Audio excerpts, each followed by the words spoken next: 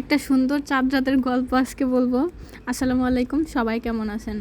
তো এই ভিডিওটা হচ্ছে রোজার ঈদের আগের দিন আর কি, চাঁদ রাতের।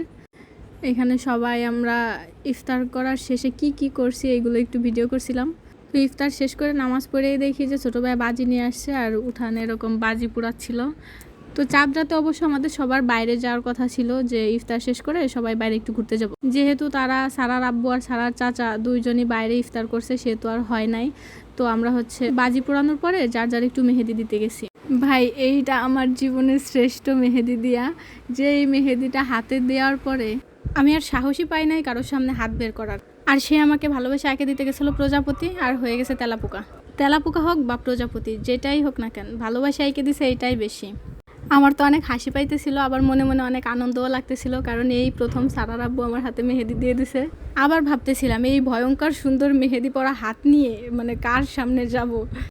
ঘটনা এইখানেই শেষ না। আমার হাতের এই ভয়ঙ্কর অবস্থা নিয়ে রুম থেকে বের হয়ে দেখি যে আরেক কাণ্ড।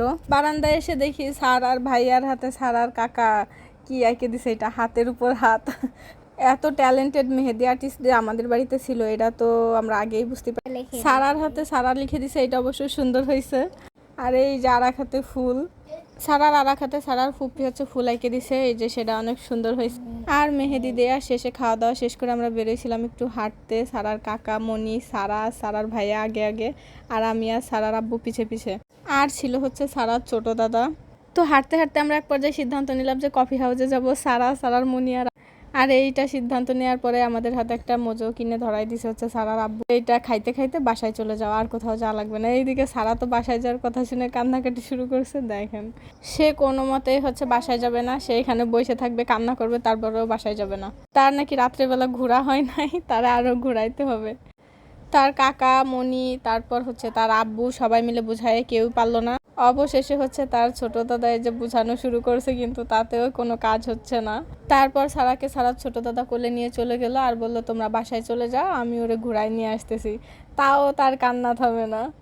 এইদিকে আমরা সবাই হাঁটতে হাঁটতে বাড়িতে চলে গেছি, আর তারা দুইজন একটু দোকান হয়ে ঘুরে তারপরে হচ্ছে বাড়িতে আসছে।